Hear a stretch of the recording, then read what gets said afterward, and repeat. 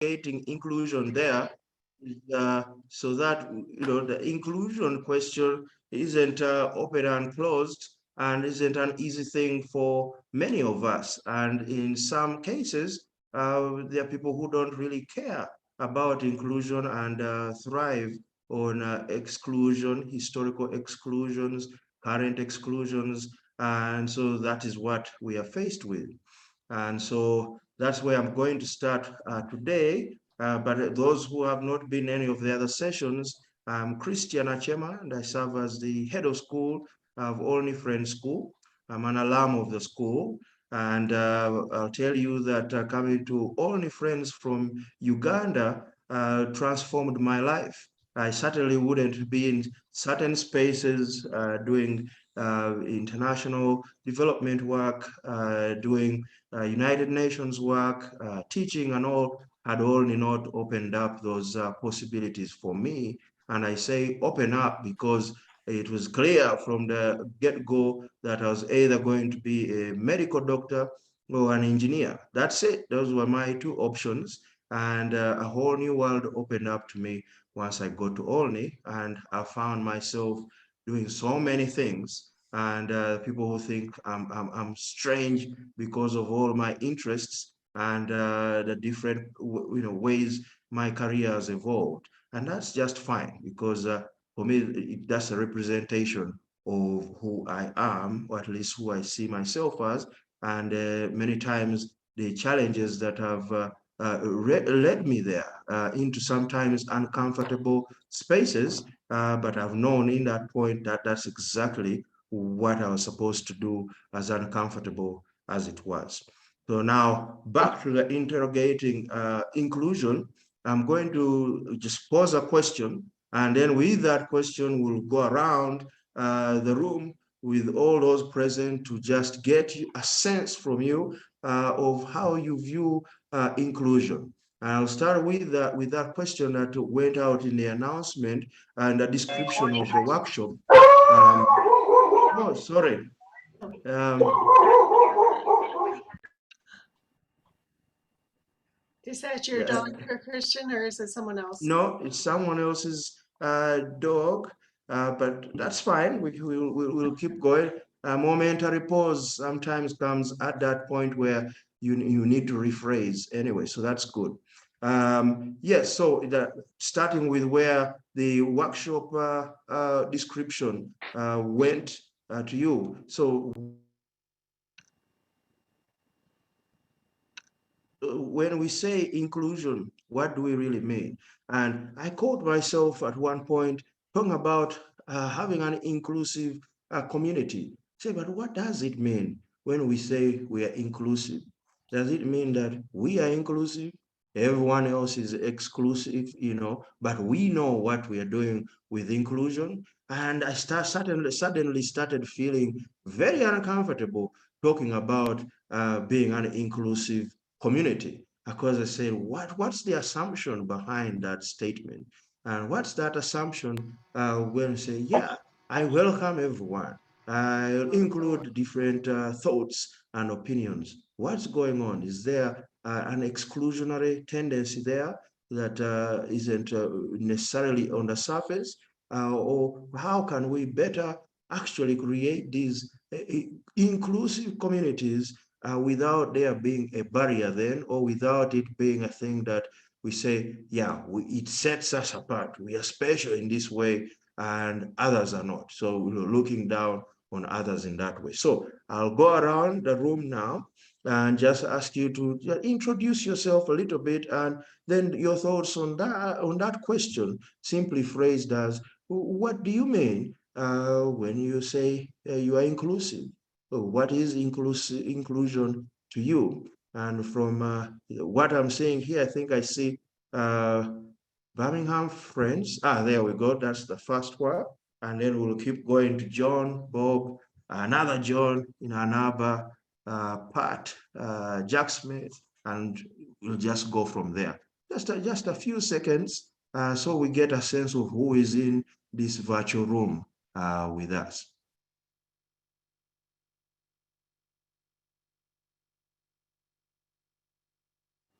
it may be that not everyone's screen looks the same, so you may need to call on people one by one.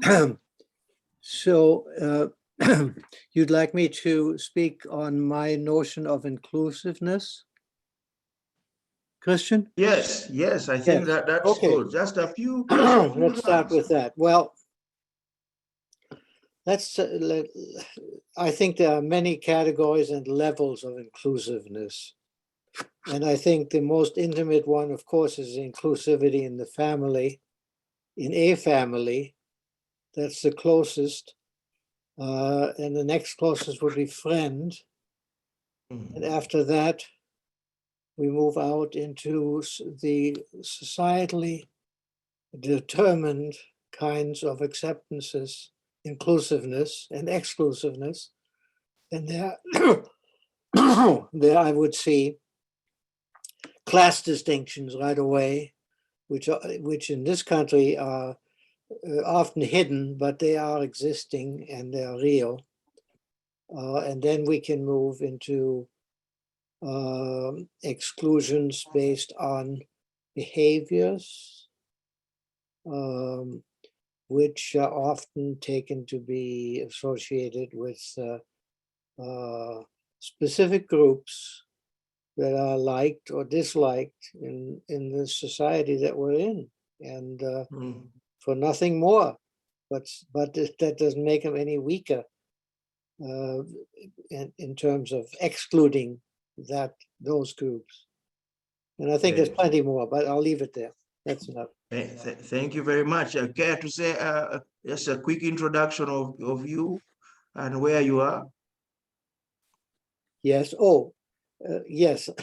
I'm Gottfried Brigge in Michigan and live in Huntington Woods, Michigan, to be exact. All right, fantastic. Yeah. And next, to distinguish the class, I would say it's a solid middle class neighborhood. Thank you very much. I went Coventry, also from Birmingham meeting. I think we have a few other people here as well. And I see inclusion as having a flag over the door that says everybody's welcome here. Thank you, Wick. Next, John Evans.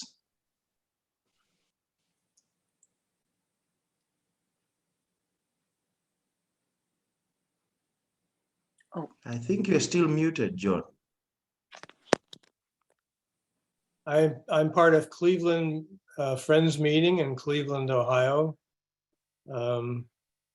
I think of inclusivity or exclusivity sort of maybe how it sort of comes out in how I face it in my life.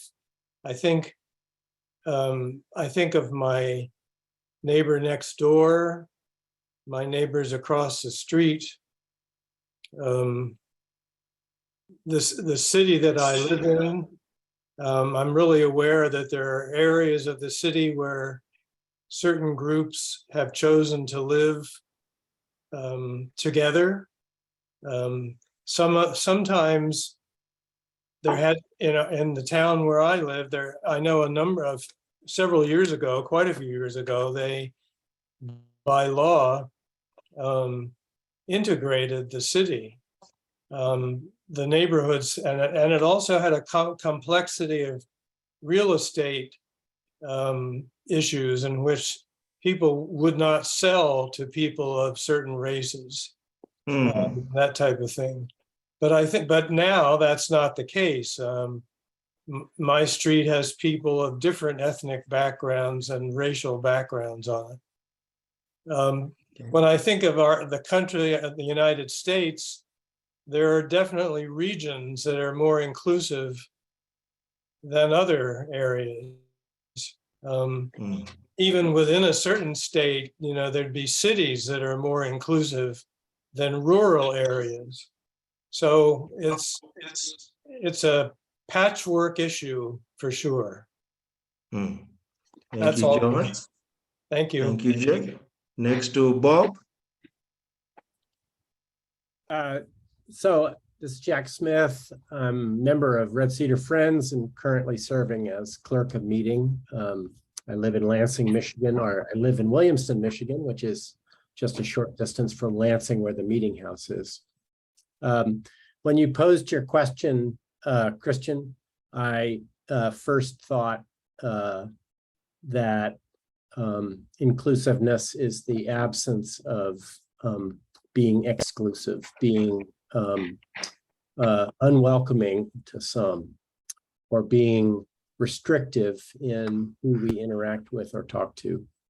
But I think there's when you raise the issue of being an inclusive community, I think about my own meeting, and one of the questions that's always on my mind is our friends' practices as we go about them make us to be an exclusive community because we have certain ways of doing things that we've developed over time that may work for us, but are they in fact, do they function in fact to mean that many don't feel comfortable worshiping or participating with us? So those are the two thoughts that I had. Thank you very much, Jack. And in fact, you've led into where I was going to go next after this round of this first round.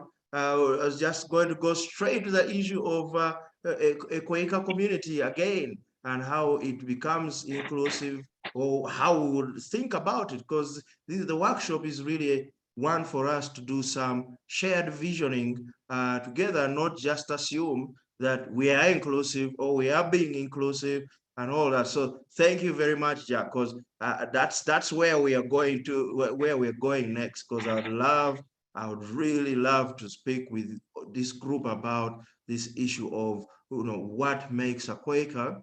And if you say in hiring decisions, you say, we need more Quakers in a Quaker community, or, we are not hiring enough Quaker educators or people who are birthright Quakers. What does that mean exactly?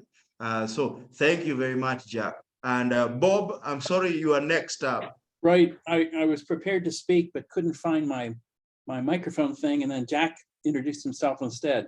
I'm Bob Ream. I'm from North Columbus, Friends Meeting, Columbus, Ohio. I focused a lot on inclusion issues, starting about 45 years ago with LGBTQ people. Actually, back then we said just the word gay, but that's 45 years ago. I spent a lot of time in the United Church of Christ urging local congregations to become welcoming.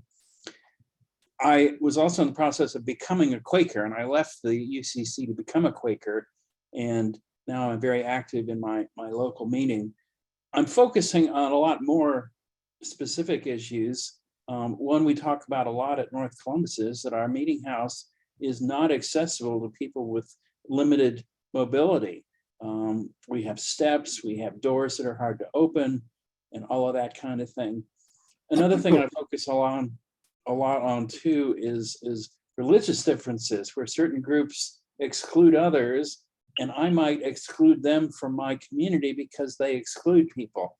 And it's hard to know how to make sense of all that, but that's another thing that I focus a lot on is religious differences.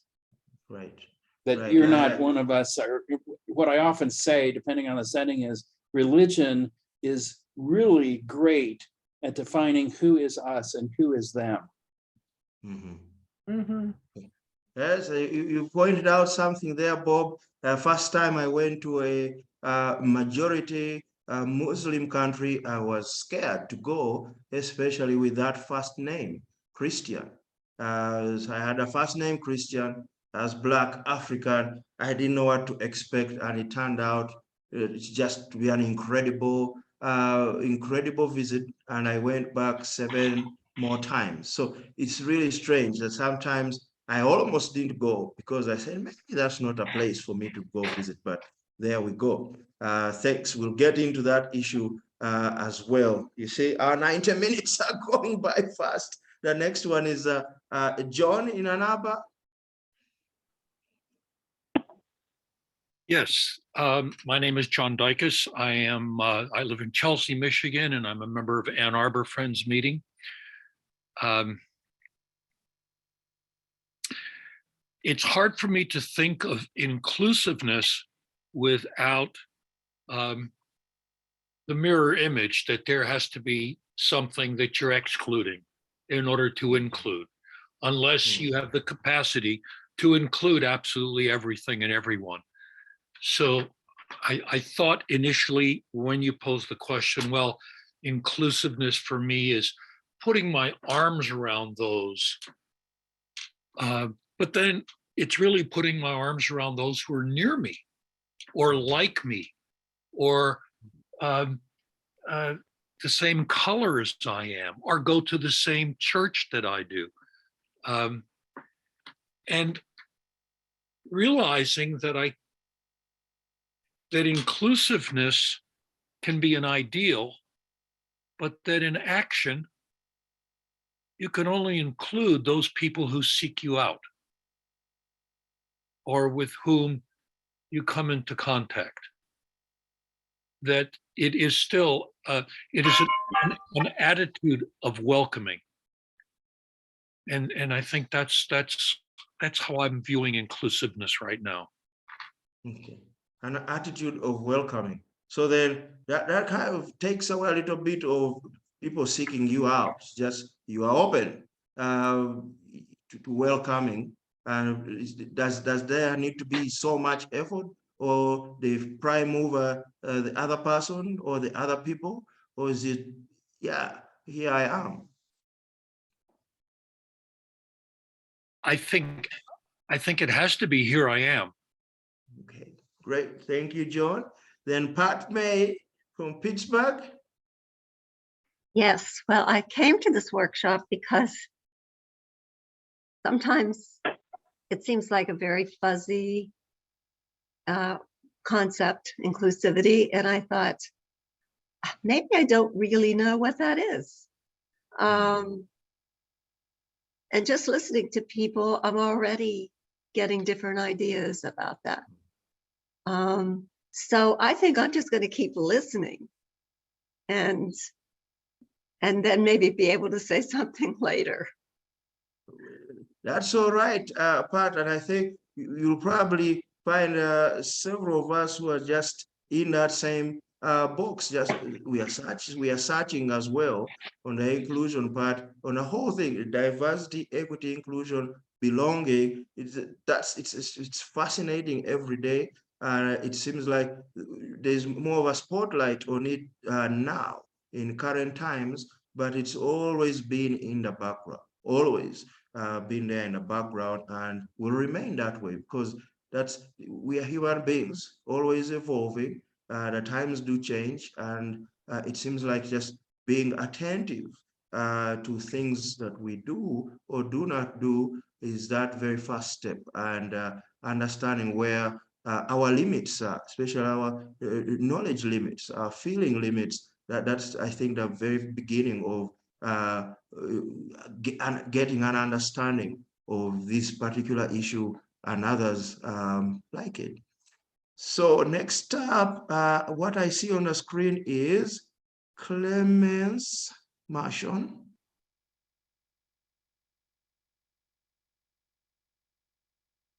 I think you're on mute. Yeah, definitely. Yeah. Lamont, you're muted.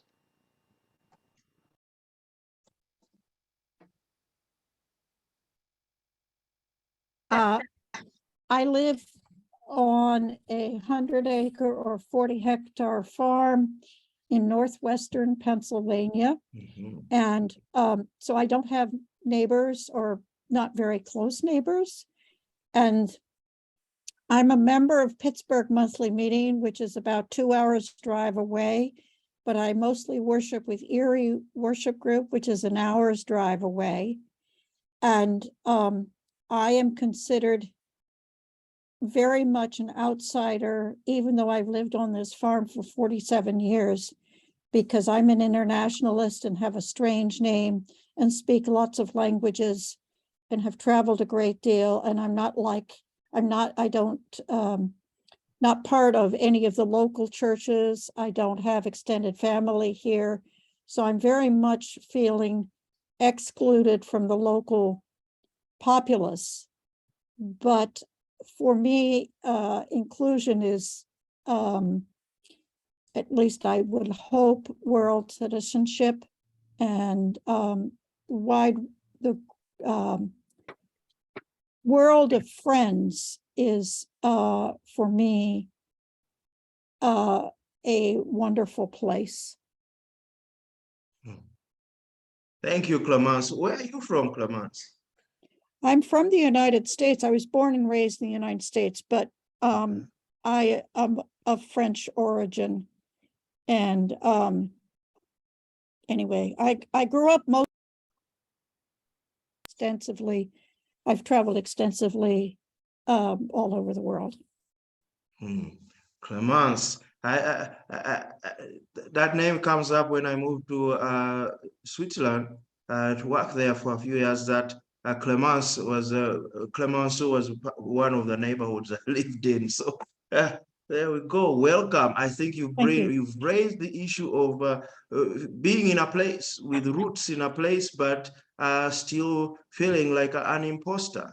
That imposter syndrome certainly pops up in many ways, and it is possible to be a certain, what do I call it? It's that issue of intersectionality, that you can be multiple things at the same time. And number one, feel like you have the roots, but still feel like an imposter.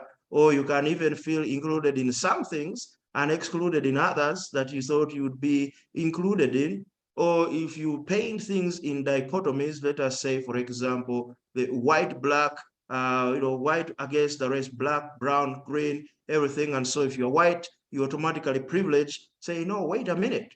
You can be white, fine, and not be privileged. In fact, be one of the oppressed as well. So that thing keeps coming up, and thank you for raising it, because unless we understand it in those kinds of contoured ways, we are going to keep on clashing with each other, and one group or another group trying to really say, no, we are the ones who are the most excluded, not remembering that there are certain kinds of layerings and subcategories everywhere. So thanks so much for that one. Beverly, you are next on my screen.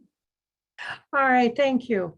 Well, I start out with, okay, if asexual is a thing, then aracial is a thing also. When we walk down the streets, you see a Black person, what you call a Black person. What are you talking about? I mean, that person has got French in them, they've got German in them, they've got Russian in them, and they've got Black in them. And what do you want, a blood test? I mean, it's just stupid. Okay, so the racial thing to me just gets thrown out. Obviously, there's going to be some cultural issues in inclusion. And obviously, to me, the sexual thing is like, it's nobody's business, unless you want to make it or you need some help or whatever. There should be, how do you include or exclude on a sexual preference? That makes no sense to me. But as we move along, for Quakers, I've ran into a problem because I'm not only verbal, but I've got some PTSD that I just was exposed to. I just came in touch with it about a year and a half ago. So now I always talk in angry terms. I'm sorry, my therapist says, you try this or try that, which we're trying. But then I run into my Quaker meeting saying, honest to God, people have said, they send out 2 people to talk to me saying, Beverly, people don't like you because you're so, you want integration and you want it now. Well, people don't want that. The meeting, I'm not kidding. They say, you talk too aggressively. You talk, you're not, so I feel excluded, but I can understand their position. This Friends meetings tend to be very intellectual. And if you approach an issue less than intellectual, you're going to be excluded in the thought process. So inclusion means, for the person wanting to be included, it means determining what the group is and seeing if you can fit in. Because that's the group dynamic. And we had a person, an African-American, he says, black, he says, he's really sweet. He showed up at the first meeting that he showed up at, he had a screen on and he looked much whiter. Swear to God, we had to talk about it. He sort of, because we didn't know if he would be included. He was, he was afraid that he might have been excluded because of the darkness of his skin. And as time went on, he became lighter and lighter. And finally, he's a nice, happy person. We're all happy. But so inclusion, exclusion, it's a very difficult, it's a way big topic. That's for sure. Thank you very much, Beverly. You certainly brought up something here. I was going to use it as an example later on, but now is a good time on the whole on sexual minorities and those who are the minority groups based on sex who in Uganda in 2013 there was a draconian law set up, and it was so strange. It seemed to be on the our president said this is on the basis of science. My science committee advised me that there's no real diversity of human sexuality, here in Uganda, and anything that's coming in that form is from the West and all. And so the organization I worked for, the Academy of Sciences, say that's faulty science. In fact, those statements seem like such strong assertions. We need to look into it. And my colleagues thought we were going to be shut down. And I said, let's do it. We'll be shut down. We'll rather go out with a bang, because if science is being used in this act of parliament, we should check the science. And a few days later, some of the scientists on that committee quit. And they said, no, they wrote a minority report and said, no, we didn't sign off on these findings. Anyway, together with colleagues in South Africa, we sort of another panel. And we say to ourselves, we need a panel of experts from different fields. We need geneticists, we need lawyers, we need cultural anthropologists, we need psychiatrists, we need historians, we need poets. And so we did that, set them up, and the other criterion was that they all had to be boring. They all had to be boring scientists, just bookish human beings who just carried out study after study, so that any findings from that group, from that panel of experts, could not be undermined by people saying, oh, of course, that would be a finding of this report because so-and-so is a huge advocate on this way. So we got a boring committee together, and it struggled, deliberated, read a bunch of things, went out, talked, and in the end, we released a report on the diversity of human sexuality in sub-Saharan Africa, not just Uganda, sub-Saharan Africa. And it turns out from time immemorial, even in oral tradition, that the so-called sexual minorities have been part and parcel of our communities, and our communities had not made it an issue. It wasn't an issue that even people had to discuss, talk about. And so we went back, and together with other groups, eventually that law was struck down. And so that was a little bit of science standing up to say, no, it's a social issue, but if you're going to use science, then use the correct science. And here's the most credible science from a bunch of views. And we didn't get shut down, although people were saying, okay, now we're starting to understand what's going on. And one of the questions we asked was, okay, so you were saying you want to criminalize sexual minorities. When did you last speak with someone that you think is in that category? And no one could answer. And we say, well, here are the chances. We had a wonderful statistician who ran the numbers and say, here are the chances, that everyone was so shocked. And then we went down and said, here are the chances that someone hasn't told you in your family. here we go, boom, boom. And immediately it calmed things down once people again took it out of that intellectual sphere and started think about it from that human perspective. Still a lot of work to be done, but those experiences when they are, again, you can do the intellectual rigor, but there is that part of the spirit, the heart, that once it gets invested, there is no going back. So thanks very much, Beverly. Jaina, you are next on my screen. Hi, I am Jana Norland. So I'm here now. So my name is Jana, and I am from Grand Rapids monthly meeting in Michigan. But after I meet on Zoom with my meeting, then I go on Zoom to Mexico City meeting where I am Hana Noreen. And I've been meeting with that meeting over the past 41 years. And if I'm in Kenya with friends, my name is Jana, which means yesterday in Swahili. So I get called Jaina sometimes. It's okay. Well, I think that inclusivity is very complex. And I am a teacher of bilingual students, or monolingual English speaking students, monolingual Spanish speaking students, or bilingual students, or students from all different cultures and backgrounds. And so being a public school teacher, when a child walks in the door, they're yours to love and teach. And no matter what their abilities, who they are, you just have to get to know them so you can make the connection to teach them.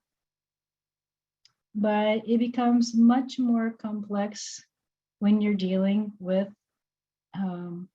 adults, or maybe possibly their families. And my experience in the Quaker family, I have been able to travel. I've been blessed to travel in many countries, and I attended a pastoral church when I was growing up, Friends Church. I went to a semi-program meeting when I was in undergraduate school. As an adult, I've been attending an unprogrammed meeting, and I have seen, sometimes I say I've seen everything in the Quaker spectrum, but there's always something else. So, absolutely. You know, the spectrum that I have seen in my travels and in my life, spirit is wherever I am. And so that's how I have to see inclusivity. That sometimes I have to ask God to help me put a filter on things so I can let the truth come through, and I can see that of God in each person. And that is a challenge, because sometimes it's not that the person is so different from me in many of the ways that we can say we can be prejudiced. It's sometimes when there are some basic conflicts for me personally. If the person is having an opinion or taking actions that are contrary to my personal beliefs in what I think the Spirit wants to see as the truth, that's the biggest challenge. So, you know, when I'm a teacher, the kids walked in through the door, well, I just have to love them. But as friends, we are, you know, I don't know if we're just waiting people to walk in the door, but we really got to get out there and love people. But we don't proselytize. We don't try to recruit. We don't try to convince. But at the same time, I think that's an obstacle to our ability to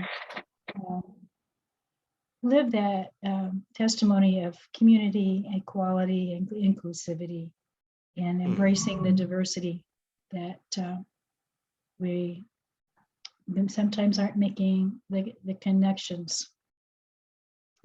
So Certainly. when the opportunity presents itself, you know, the challenge is to be open and to work for that.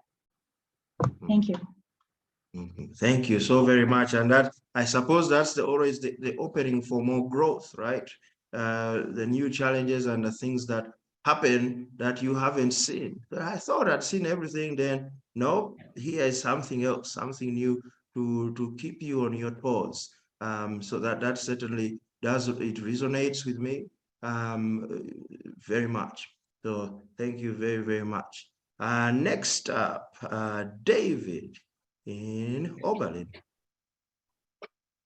Thank you. I came in late. I apologize for the delay, so I may have missed some of the groundwork that you laid. When I hear this word inclusion, a theme that I welcome our dwelling with, I think of some relatively equivalent phrases that I've dealt with among Quakers. One is welcoming. It was a theme of Illinois yearly meeting 4 or 5 years ago. And I remember writing a piece and circulating it, which challenged the assumption that we probably weren't welcoming. I mean, it was really accusatory, combative. And I wasn't denying that we had some blind spots, but I wanted to point to spiritual roots, which for me have always been normative. And again, I identify with the biblical tradition in which the prophetic teachings of the Hebrew scriptures and the life and teachings and witness of the rabbi from Nazareth are things that I seek to have guide my life with the enduring presence of the Holy Spirit. A central theme for me to come back to as to what we are guided toward, I find in Galatians 5, when Paul says that in Christ you are all children of God through faith. For in Christ there is neither Jew nor Greek, slave or free, male or female, you are all one in Christ Jesus. Or we might say in the spirit of the living Christ, that which could not be eliminated by Caesar and crucifixion, which was with the early church. I remember writing from other parts of this religious tradition that says, of one blood are made all nations. And that, again, we may not always act in that awareness, but I want to assume that that's some commonality which brings us together. In my meeting presently, there's a great emphasis on diversity. And I hear a lot more about affirming diversity rather than unity. And for some people, it's saying that we want to be comfortable with each other. Well, I will challenge that because, again, I think that prophetic religion challenges status quo, challenges our comfort.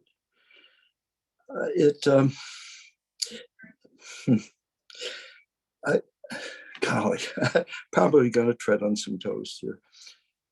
For those within liberal Quakerism, that which calls itself liberal, I have frequently found that liberal Quakers are open to the truth of all religions except Christianity.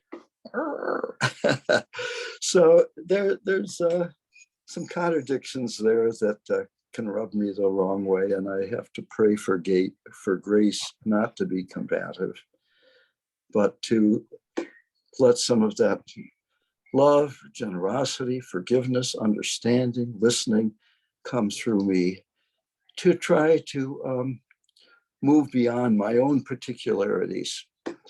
My academic background is in sociology. Racial and cultural minorities was a major that I had by professors here at Oberlin who literally wrote the textbook.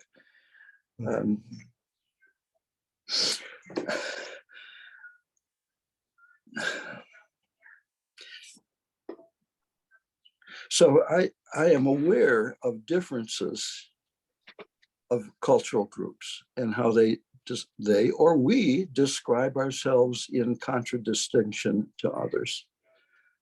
In an earlier session, I welcomed someone saying the Quakers start out by saying, we're not this, we don't believe that. So to be able to say, you know, what it is we affirm rather than what are our distinctions from those others who probably have it wrong.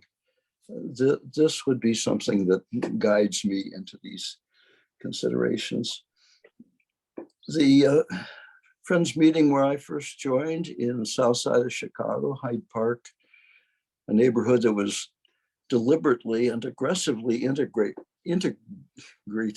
and integrated from the 1950s under the leadership of a member of the Friends meeting there, Julia Abramson, who wrote the book, A Neighborhood Discovers Itself. For my whole experience in 57th Street meeting, it has always had people of a number of different racial backgrounds. Leadership was not according to gender or race or intellectual achievement. It was a good example for me. And I will continue to be grateful for that contribution to my life and the life of my daughter who just turned 50. She has never known a community in which there weren't people of different backgrounds whom she respected and learned from. I heard my wife saying, well, Alice is bilingual. She can speak University of Chicago and she can speak ghetto. It's you know, something I might take for granted, but I want us to continue looking for how we can broaden our experiences, broaden our perspectives. Just one more point. Someone talked about Quaker meetings being or sounding very intellectual.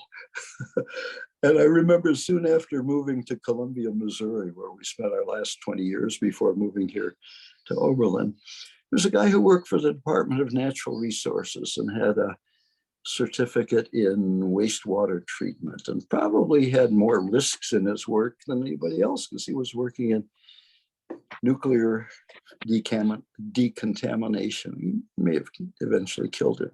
Said, David, you know, in this meeting, you have to have at least one PhD for anybody to pay attention to you. Well, I was grateful that Kip Westling was somebody that we could pay attention to. Didn't have a PhD. I mean, maybe community college, but anyway, to look again at our blind spots. We all have them. How far can I see? Not even 180 degrees around me. There's more that I can't see, except with the help of others than what I can see myself. So continuing education, open hearts, letting the Holy Spirit heal and lead us. This is how I want to approach this. All right, thank you very much, David.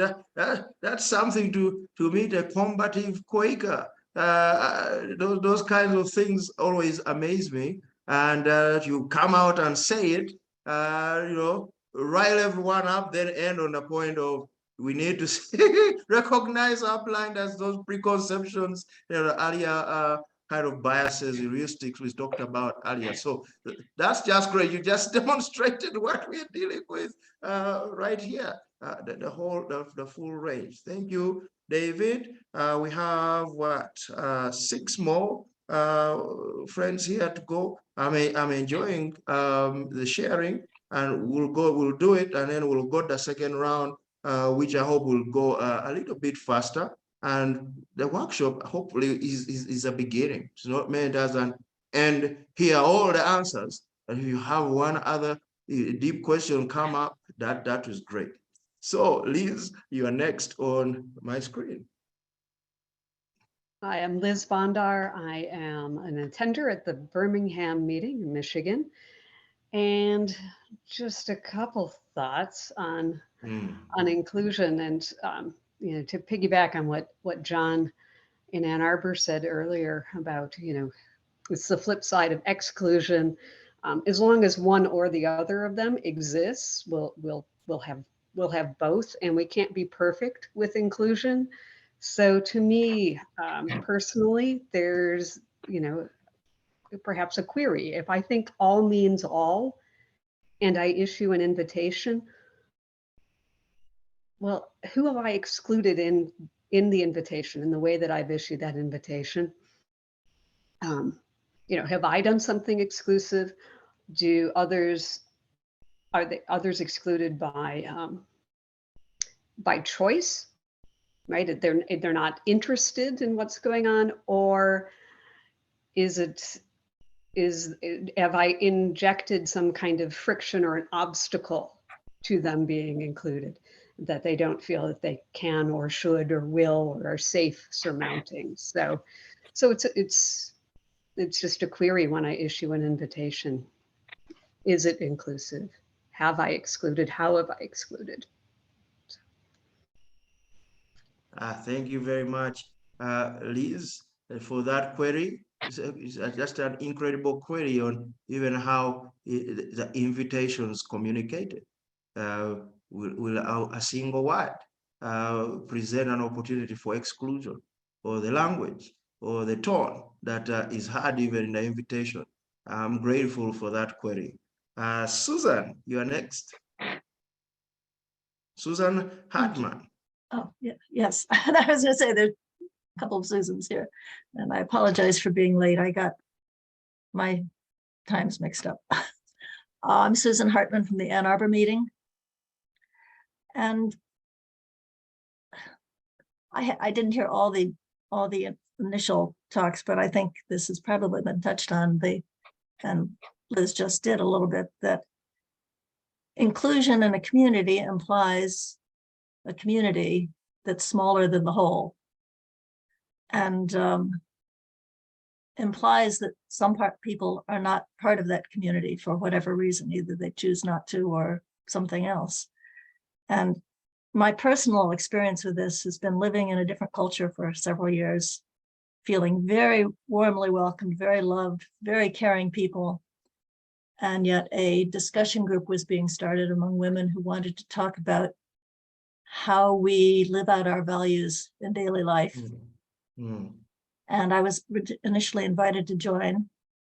It was, and then I said to the group, you know, I really appreciate being part of this group.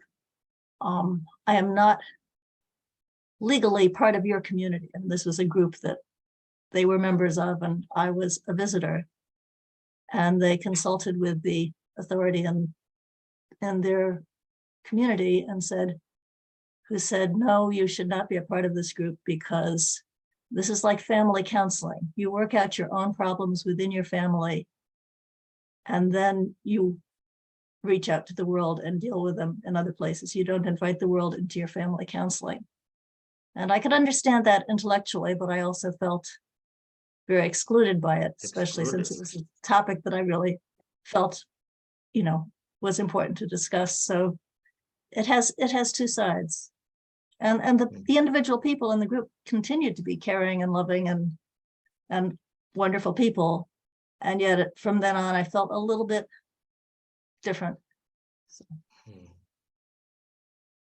Thank you very, very much, Susan, for sharing the story and that view, and complicating the issue a little bit more, which is good, because it's not a simple one that we are dealing with. And you know, some of the things you say remind me of the good intentions that some colleagues could have, or some of the policies that I've seen at work that say, oh, we're going to address this issue, let us say, we're going to address how to deal with students with spinal bifida. And you do it, and it's great, well-meaning. It's an inclusive step, at least on an intellectual level. But the missing part is talking to the families and the students themselves with spinal bifida who have had to deal with that issue for years, and they know how they socialize, include the children with spinal bifida in house chores, in games, in this. But there you are, great policy, well intended, but in that very policy you've excluded those that you could get a lot of valuable insight from and co-create with. So it's strange the things that we go about doing with those intentions, and then they have the exact opposite effect. Next on my screen is Susan from Birmingham, Michigan. Susan McEwan. Susan sent a message earlier saying she might not be able to participate because she's also seeing someone. Okay, understood. So next is Joe Posty. Hi, Christian. Joe Posty from Pittsburgh Friends Meeting. So I guess I would just add to the discussion that I think one of the important parts of inclusion is that it's actually work. It's not merely hanging a sign out saying, everybody's welcome here, and taking kind of a passive, well-intentioned, welcoming attitude, but not doing the work of actually getting to know the people who may not currently be included.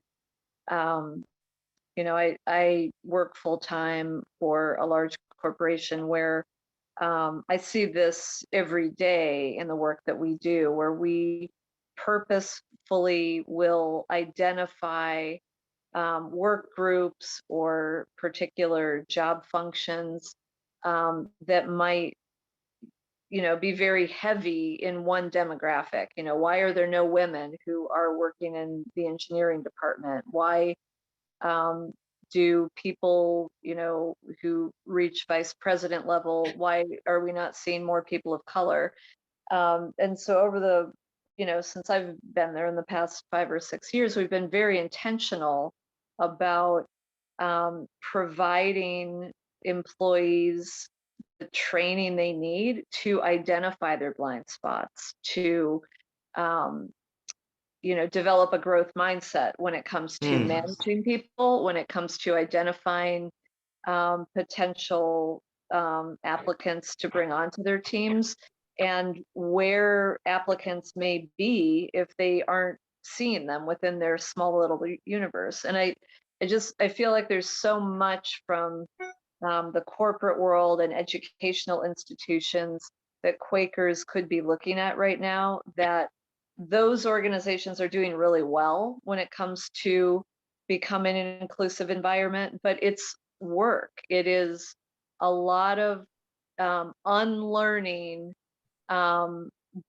behaviors that we each individually have have become ingrained in who we are individually, and it prevents us from seeing people as their authentic selves, and realizing that the goal is not homogeneity. It's to recognize, hey, we don't have this group of people represented within this group, where we need their perspective. They have a different perspective, and we need them to have a seat at the table. So yeah, I guess that's all I'd share. Thank you very much, Joe. And I've dabbled a little bit in corporate governance, and that certainly there are many lessons to learn from companies that have done the work and continue to do the work. I think that's the main thing there, is that the work goes on. It never stops. And if you are going to learn more and more on anything, inclusivity, anything, the work keeps going, and it gets tougher as you keep, trying to be better and trying to do those steps that you are saying. I love that point on hanging up a word or saying things, just or posting things on social media. It's like, no, that's great. Post away, but it has to go beyond the performative, certainly, and beyond just the use of words. And this is where that conversation of being steeped in a certain logical framework or something, that's all well and good. But if that framework is intransigent, then there's no learning, there is no growing, and the blinders will stay on forever. So in a word, really, it's being a bit vulnerable in the face of your own biases and with other human beings. You're just taking a step back, saying, let's see what happens. Thanks so much, Joe. Ellery?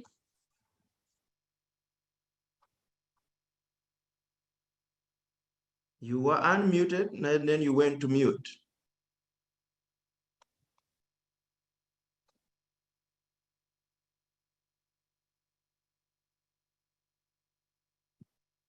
Ellery, we can't hear you. There you are. You're unmuted now. Okay. I have to say, I'm driving, so this isn't that great, but I think in simple terms, it's from the Bill Staines song, all God's critters got a place in the choir. And I think we all have a place, and it's a matter of pulling up a chair and taking a seat, but it has to be intentional. Since I was young, I've been working with Quakers to learn about our differences and accept one another with those differences, and not necessarily be one big happy family, but be respectful of one another's traditions. And in my job, I actually happen to work in OD and religious and cultural diversity as my area. And so I spend a lot of time thinking about this and whatever charge I'm giving. And I think that one of the most important things is that you have an open heart, and that you're intentional, and that you respect people, no matter what chair they pull up. So I'm going back to on the road, and this has been a fascinating conversation. I am driving right now, but it is really wonderful to listen to. Thank you. All right. Thank you very much, Ellery. And yes, the pulling up a chair is a thing that only students taught me 4 years ago. I suppose when I was a student, I must have missed it. But yes, 4 years ago, I saw every new student that showed up, the other students would say, oh, pull up a chair, please. Come, pull a corner, sit in a corner. Because the table seemed full, but say, no, come here. Get in here. The table seems full, but there is space for you. Please sit with us. Don't go sit at another table. And in that one act, friendships start there, understanding start, and then you also run into what teachers are familiar with. Actually, everyone. You have those you can label difficult students, difficult colleagues. And I don't know how it happened. Early on, I got along from the get-go with those people who were labeled difficult.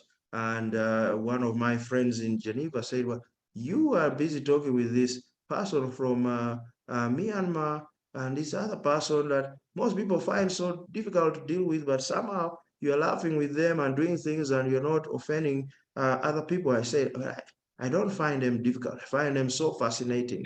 And then there are those that are found difficult in my teaching, and that's usually where I have to take a break and say, I need to sit down with the students, see what's going on, and see where I'm failing to actually understand the student. I've learned a lot from those students that at first seemed difficult, and then as they open up, the new wonderful things emerge from them that, with blinders, there would be issues. Now, not 100% success with all the interactions, but certainly, as Joe said, a lot of growth there for all involved.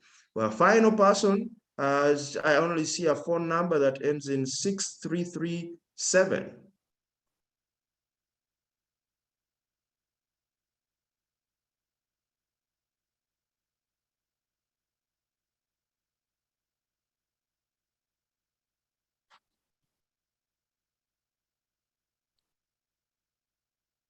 Hello? Yes, Oh, now we okay. hear you. Hi, this is Peter Crowley. I'm a member of Cleveland Friends Meeting, and I live in Oberlin. I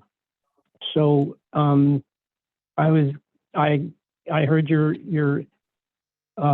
talk yesterday evening, so I wanted to come in and join this and see where it goes. I'm a parent of 3 children, 3 adopted children. 3 of them are African American. 1 is sort of mixed, and we're both white, middle class people, and so it's been a journey for me and for my wife. And I think inclusion was always a very comfortable, nice idea for a long time, and my kids have taught me it's not a comfortable thing, and it's for them particularly. It's been a struggle, and for us, of course, we had to go along and accompany them on that journey. So I guess I learned from this that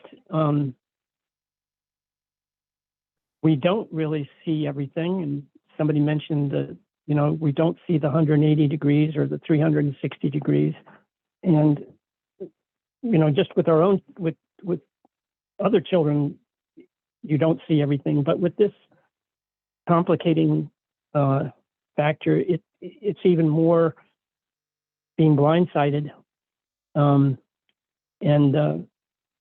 so it's been a humbling experience. And I think I agree with everyone saying that it's a lot of hard work, and I don't have any. Okay.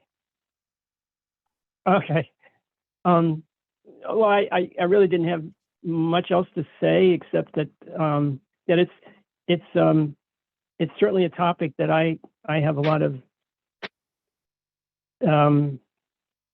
interest and experience in trying to understand, and it's taken a long time for me to understand how different my children's experience is from my own, and how much I will never really completely understand. But it's we all still talk to each other. My grandchildren are coming over this evening, and so I think it's been a journey, but it's a journey that we welcomed, and we were glad that we did. Thank you very Thank much. you. Yeah. Thank you very much. And Beverly, I see a message in the chat box. I think Wink did speak, but Wink, if you want to say anything else, please feel free. Well, I appreciate what everyone said, because I just said something to argue about, but I appreciate all the other things. It's a complicated topic, and thanks to everybody who went in depth. Thank you, Wink. And then I'm going to give an opportunity to Pat May one time. You said you're going to listen to everyone, then see what came up for you. Is now a good time in case something has come up? This is fine. Yes. Part of what I'm really thinking about is where are the obstacles in what we take for granted? What do we do that someone feels, oh, I wouldn't be welcome here? And how do we, can I say this? How do we find the ways to be sensitive to someone maybe feeling excluded here to be a part of this. I think it starts with our own exploration of what's going on in us. Is there something that I'm doing that this person may be picking up that I don't feel real comfortable having them be a part of this? I mean, it doesn't have to be that blatant, but you know, being sensitive to our own internal stuff that's going on. Am I thinking of this person as other, and so they are picking that up. And then going a little broader, does this group give a sense of, well, you may be other, or you might not quite fit here. It may never be said, but I'm really paying attention to how important it is to know what your own inner stuff is going on, because that is sending a message to people. And how can everyone who wants to be part of a process feel comfortable in, maybe they won't feel comfortable completely, but feel that they that they're wanted to have a seat at the table, I guess is where I am now. Thank you so much, Pat. That's just incredible. This is what I'm going to suggest for our last few minutes together today. And again, the workshop designed as a beginning with the question. So let me suggest this way forward. Let us please let's worship for just hold our breath there or catch our breath. Let's worship for a couple of minutes. Then I'm going to come in and ask a question, and please feel free to give your responses from the silence. And in this silence, Pat has given me some more information to consider before asking the question. So let's all meet spiritually in the silence. Then I'll ask the question, and I welcome you to give certain answers, but just to be brief and to speak once, so that we can get as many voices in as possible. Then 3 or so minutes to the top of the hour, I will wrap up. So thank you very much, but let's please get into some worship now.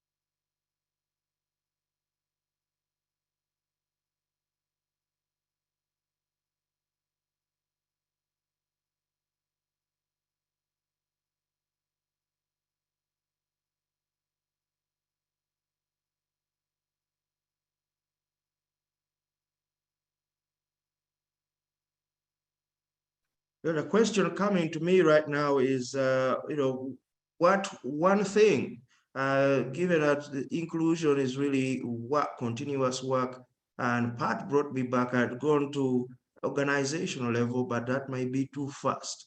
I'm back now to the individual level to say, what is one thing you can do to temper your ego? Just one thing, a precise thing, temper your ego, so you are now open a little bit vulnerable to this notion in practice, the inclusion notion. So one thing you can do, or believe you should do.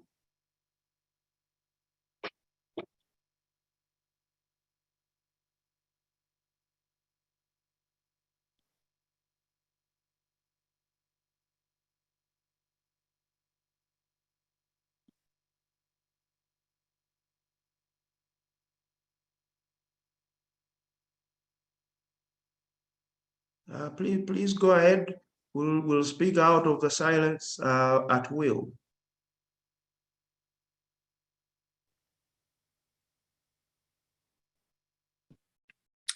I can speak fewer words and listen from the heart.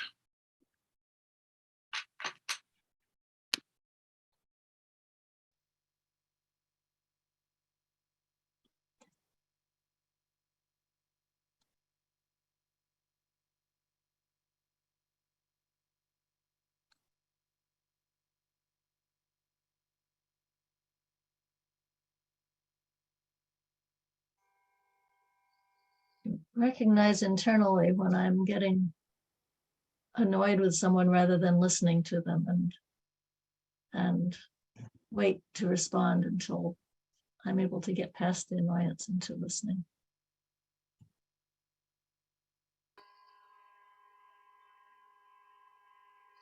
I could, and should, and will make every effort to consider if I'm speaking from past hurts and past expectations and speaking to the moment that I'm the person that I'm speaking with.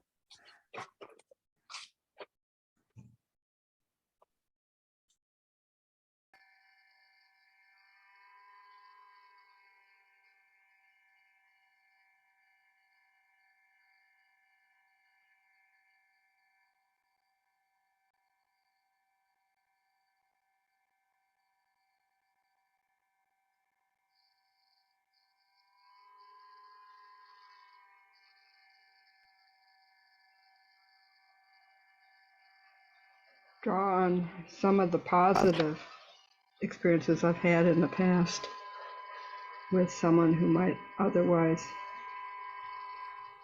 be an irritant to me or tempted to include and not include. But I have had past positive experiences as I question my immediate reaction. I could think back to those.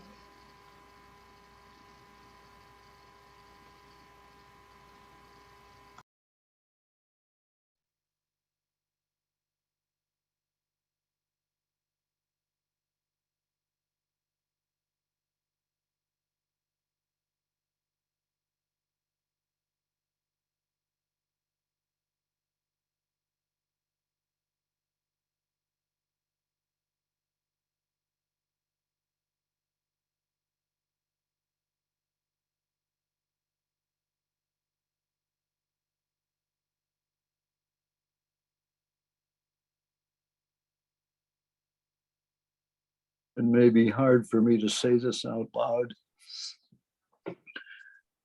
but I hope that I would be given the grace and strength to bear witness to truth without being combative,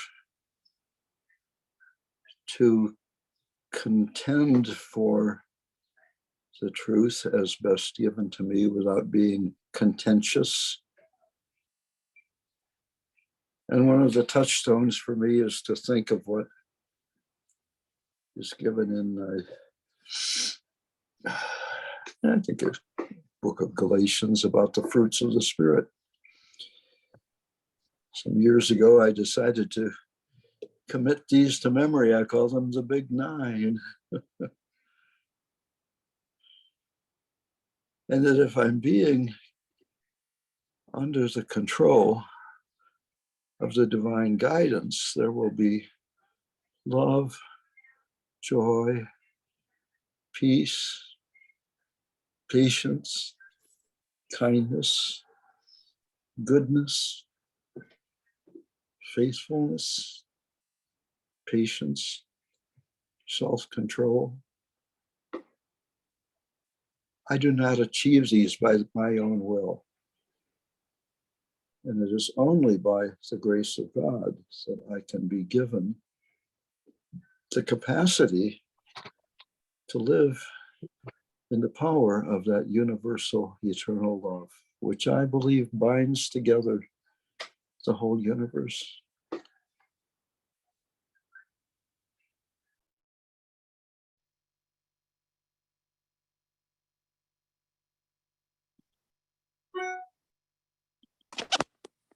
I'm not really clear on exactly how to put this, but I think I have a job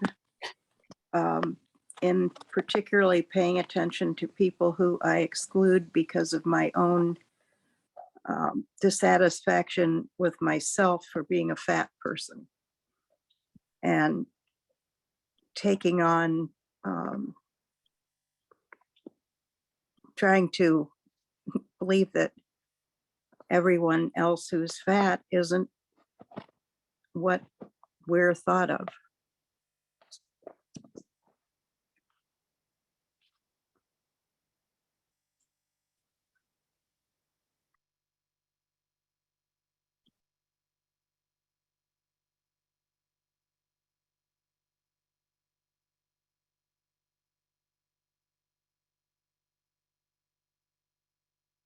To remember that that which I know through revelation needs no defense, and there's nothing for me to do there, and I don't need to react.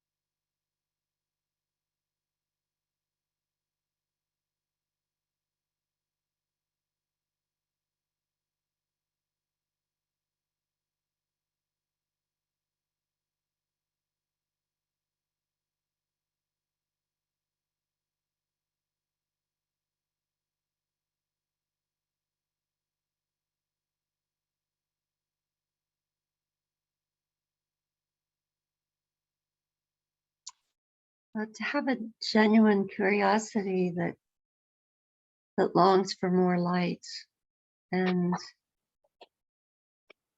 recognizes that that light comes from in many different ways, and to welcome it. To be welcoming the bearer of that light.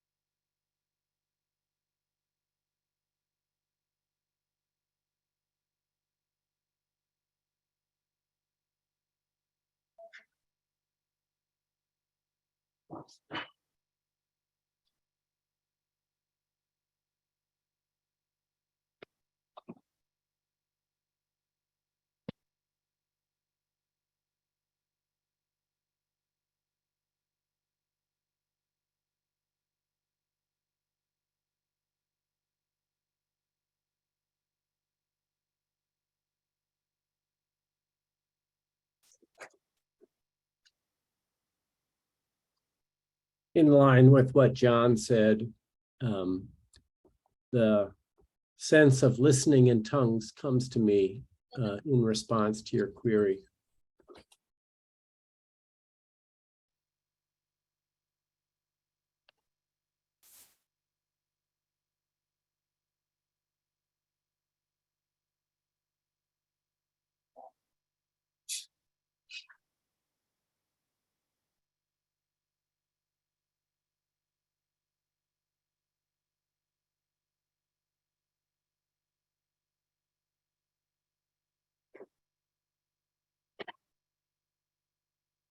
I have some colleagues, Latino, Black, women, who are leaders, CEOs in their organizations, predominantly Caucasian, white organizations.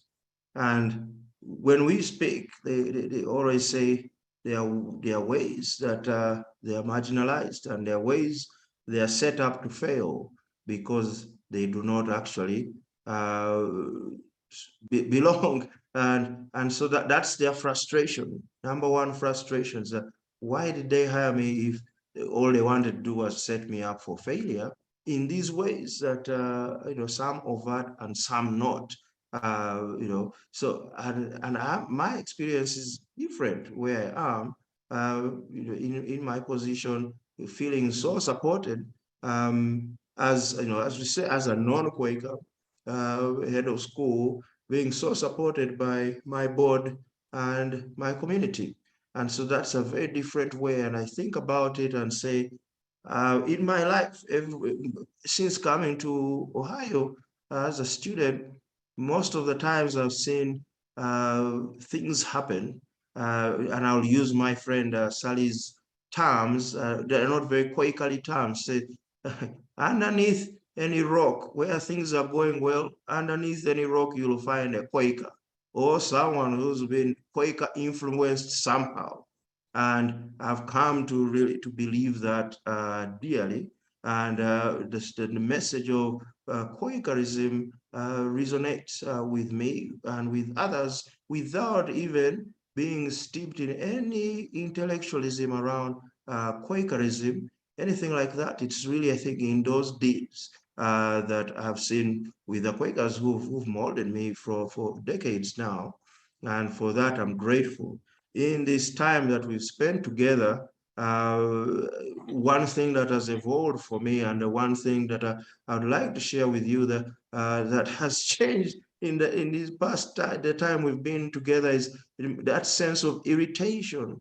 I think Susan raised it because I have a couple of colleagues who are on really, just pushing and pushing and say, we need more Quaker faculty members. We need more Quakers. So in this session, I said, well, I didn't ask them what they meant at all when they say we need more Quaker faculty members. I assumed what they meant, and based on my assumption, it irritated me.